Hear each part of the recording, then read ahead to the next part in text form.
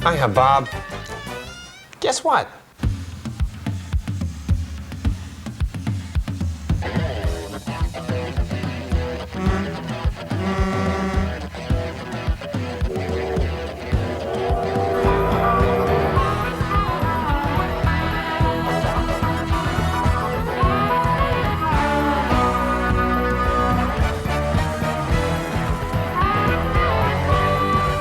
Bob Bourke is the mechanic at large.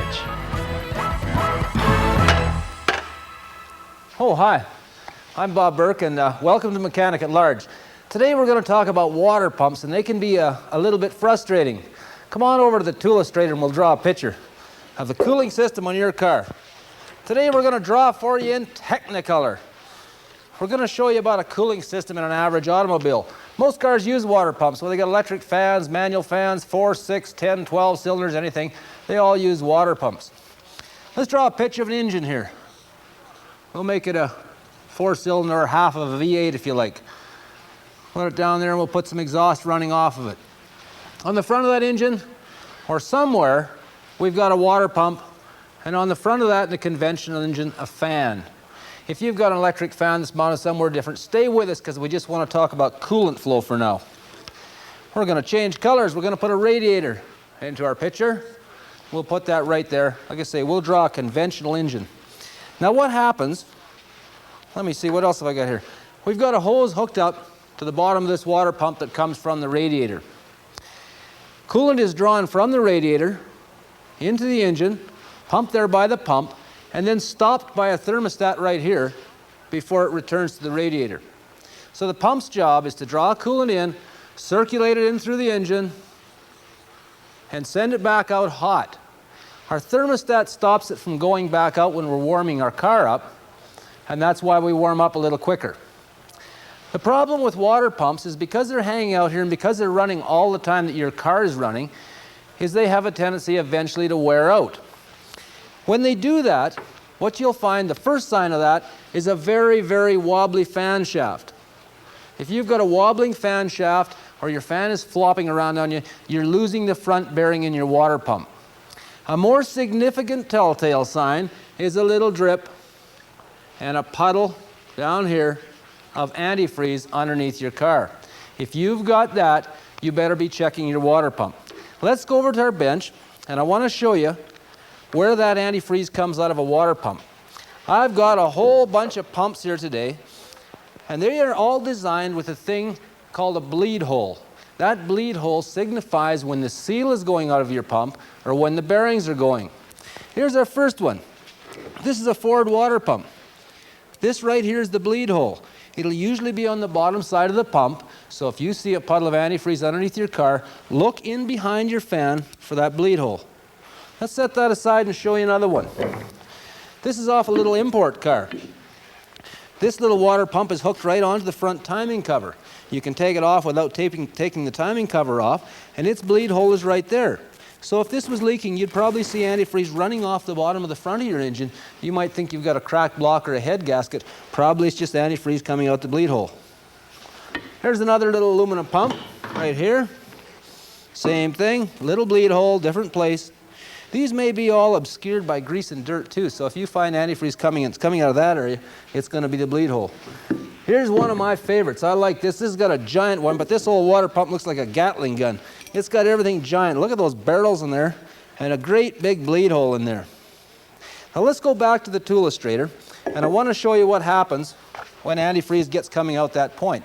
We've basically got two kinds of water pumps. We've got open back and closed back water pumps, to put it in layman's terms. We start out here with our pulley that runs in conjunction with our alternator and so on. That's on the front shaft of your water pump. From that point on, you've got the housing of the water pump. It sits there something like that. On this shaft, you'll find sometimes two little bearings, or sometimes one solid bearing. Then you'll find a little bellows seal, like that. And then you'll find an impeller on that shaft. Now this will be a little wheel with spokes on it that actually does your water pumping. I'm going to show you one of these in a minute. In some designs, there'll be a plate across here your inlets and outlets will be coming in through here and out here. And this will be a little closed system. In other ones, the little shaft and impeller, draw quickly just a pulley here and here. Some will have a long bearing on there, and a little seal again, little bellows seal. And I'm just about running out of space here. Some impellers will just fit into a curvature in the block. I'll show you some of those for real. Your bleed hole that I mentioned before is right in this area. So it tells you when that bearing goes or when the seal goes, it'll start to drip antifreeze out here, and that's signaling you that you've got a serious problem, because when this bearing goes, and everything goes, this flies off and will do a tremendous amount of damage. I pressed apart a pump before the show today, and I want to show it to you. This is a really rusty old thing. On Mechanic at Large, we recycle. This is the component part that came out of it. Now you can see, if I can turn this over for you, this is the way this fits in. Whoop, I got it upside down here. This is the way this fits in to this housing. And this is a complete bearing assembly with a seal right there and with a little impeller on it. Now you can see that impeller is just a little pressed steel plate with a bunch of fins on it, but that spins in close to this plate, and that's what pumps the water. Let me show you a closed design. I've got the big old Ford here. It's got a plate. Our impeller's completely enclosed. When we hang this on the front of the engine, no fluid touches the engine except at these points, and that's where it pumps water into your engine. Let me show you one more open impeller. This is a dainty little one. I think this is off a small little Volkswagen Rabbit or something. Look at the tiny little impeller on that one. All rusted up. This guy hasn't been running antifreeze. This has been running straight water. This fits straight into the block or into a circular housing, and the pulley goes on here, and that runs up against the block. The water is carried in this one, as you can see, along this little groove, and will go into a port in the front of the engine. What we're going to do today on our show is, we've got 3 old engines in the shop. We've got our old 350, a little Ford Pinto, and a Honda. We're going to take the water pumps off those engines, show you how they differ, how the 350 feeds straight to the block, how the Pinto feeds around, and how the Honda has a little impeller set right inside. We'll do that when we get back.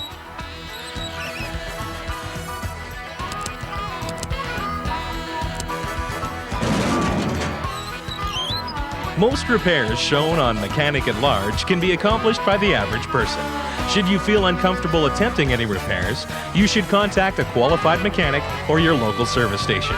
Mechanic at Large and this television station assume no responsibility.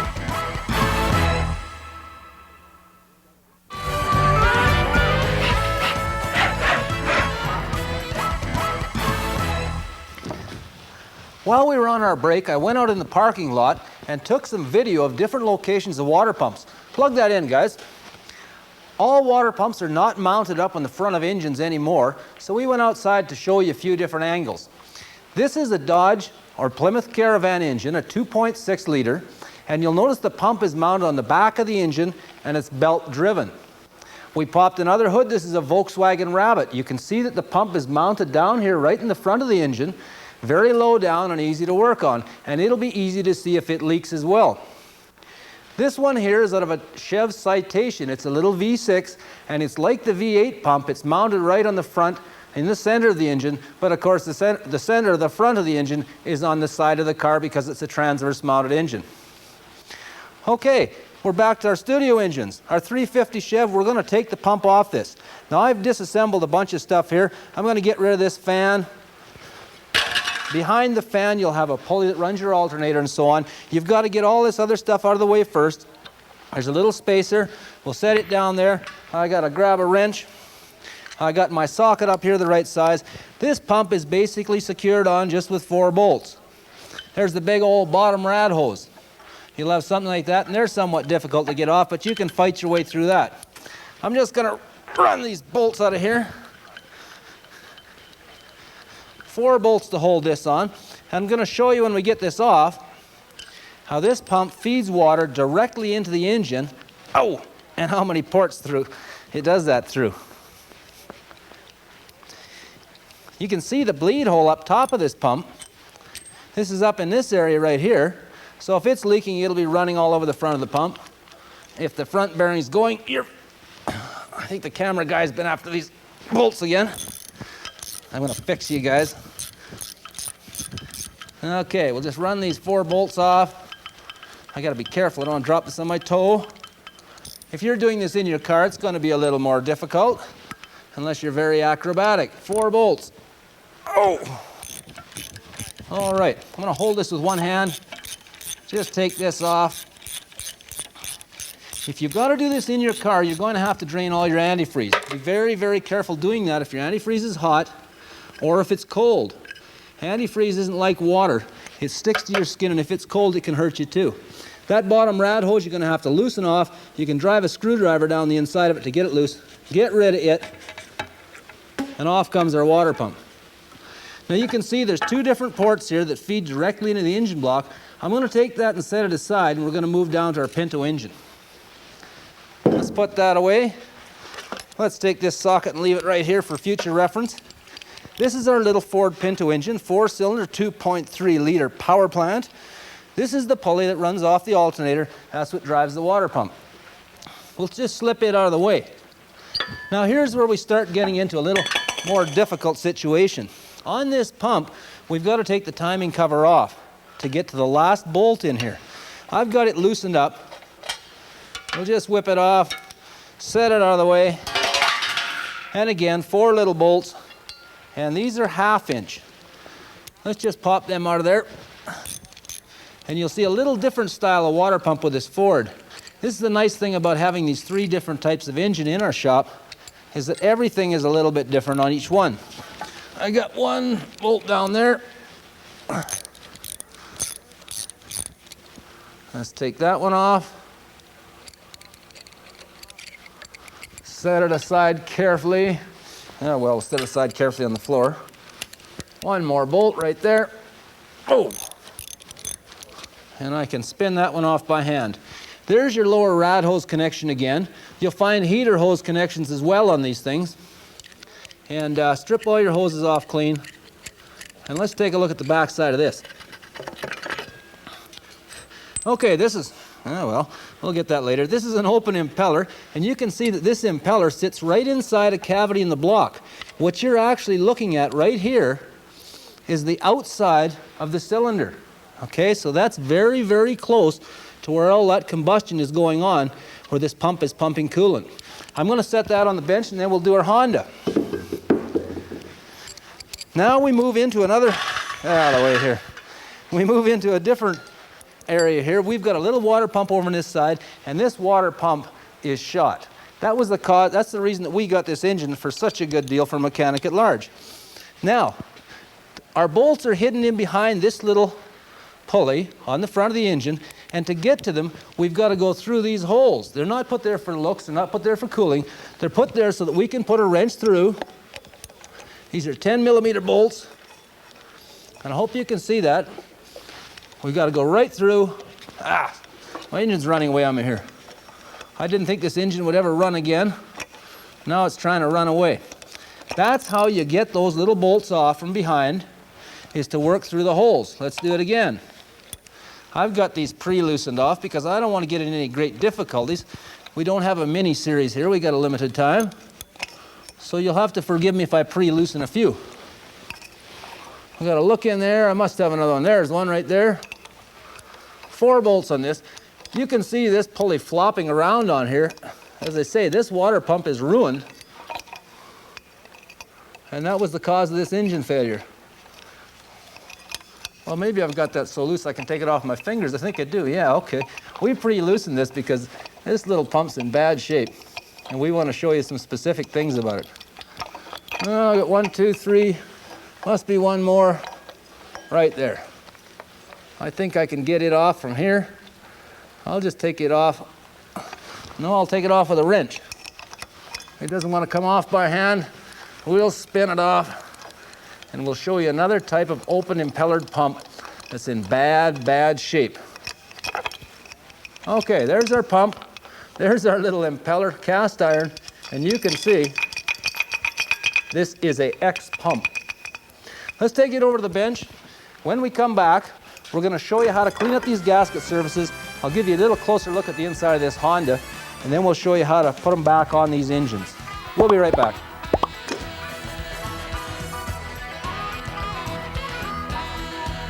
Here are some maintenance tips you should consider in the long term.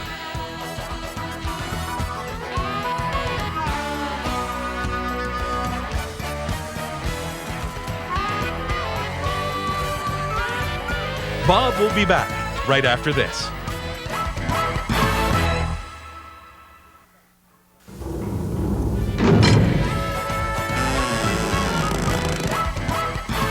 Welcome back. I want to show you a close-up of that little Honda water pump we took off. Remember I said it was kind of in bad condition? Well, it is. Here it is right in the corner of the bench. This is the impeller, little cast iron impeller, and this is an open type water pump. It fits into a little cavity in the block. I took this apart. There's the back side of the impeller, and here's the little bellows seal that I was trying to draw for you up on the board. That's what it looks like. It's a little ceramic-faced bellows seal, and actually it seals against that impeller like that. Spins about 10 trillion times in its lifetime. There's the rest of the housing, and I just want to point out the type of gasket that's used on this. This is a little insert gasket that sits in a little groove. These are nice little gaskets. They usually work very well. To clean them up, they usually come out in one piece, so we like that too. Let's move on down. Just lift this off the shaft, and here you can see the remainder of two little bearings that just went a little past their life expectancy. Two little ball bearings in there, and when one of these went out, you can be sure that this was leaking out the bleed hole, and you can be sure there's quite a bit of noise going on long before this pump got to this state. Let's set it aside and take a look at that Pinto. The Pinto is just a little cast iron pump with a pressed steel impeller moving right there. This pump's in relatively good shape. If you're replacing this, all you have to do basically is clean up this gasket surface really well, polish that up, put a gasket on, and put it back in place. We're going to leave that one alone too, and we're going to clean up our big 350 Chevy today. Like those big ones, you know. I'm going to set this up in the vise, upside down here, and just point out a few things. This has got a closed back in it. The impeller runs inside this steel plate, so it's all a closed cavity. This actually stands off from your engine block. We never look at this anymore. In the old days, we used to rebuild water pumps, but it got to be cheaper to hire professionals to do that, so we just buy them in a box now. The main thing that we have to do is to clean up these gasket sealing surfaces really well, and we're going to do that just with a little putty knife. This is really baked on. These things run right down in the heat, and they're usually running over 200 degrees the whole time you own the vehicle when you're driving it, so these gaskets get really baked on. Now this is a cast iron water pump, so we can rough this up a little bit if we need to. I mean, we can be a little bit rough and rowdy here with the scraper. We're not going to hurt too much. If you're doing this on an aluminum pump, you've got to be a little more careful not to scar your material. If you do on aluminum, being softer, you can put a scratch or nick in there, and then you're going to have to use some RTV or some kind of silicone to seal that back up, and if you scratch it or damage it too badly, you've got a major problem. I got some real He-Man sandpaper in here, 40 grit. Sandpaper's okay on cast iron. Take it and rough it up. What's this? Boy, that polishes. That does a nice job. Keep working at that until you've got all the old gasket material removed, right there. And slap on a new set of gaskets. Now, you can't hardly miss on this one. We got two gaskets for it. One's got 3 holes, one's got 2. You might want to use a little bit of copper coat or some similar gasket material right here. I got a can here I just shook up. Keep it on the pump. Don't put it on the other side, because next time you take your pump off, the next person has to take your pump off. The gasket will be stuck to the block. You might have to give that a minute to set up. We're going to reassemble this. I'm not going to bother putting the other gasket on because you've seen what we need to do. Clean this as shiny as you can, and let's take it over to our engine. We're going to have to clean up our block as well, and I'll show you a tip about how to hang these gaskets in place while you're putting this back on. Let's take it over, set it right up. Oh, sure. Bolts falling everywhere. Okay, here's the little ports where we wanted to mount that on. Like I said, this pumps directly, there's my scraper. This pumps directly into the engine. So we got to get down here and do the same cleanup job that we did on the other half, and we want this dead shiny. Oh, that helped. Made it a little easier. You can use a wire wheel, an electric drill. Make sure you got gloves on and a hand or an eye guard, face shield if you do. I'm not going to clean that up too much today because I don't want to take the time. I'll take the 40 grit to it. That'll fix it up quickly. Rattle, rattle, rattle.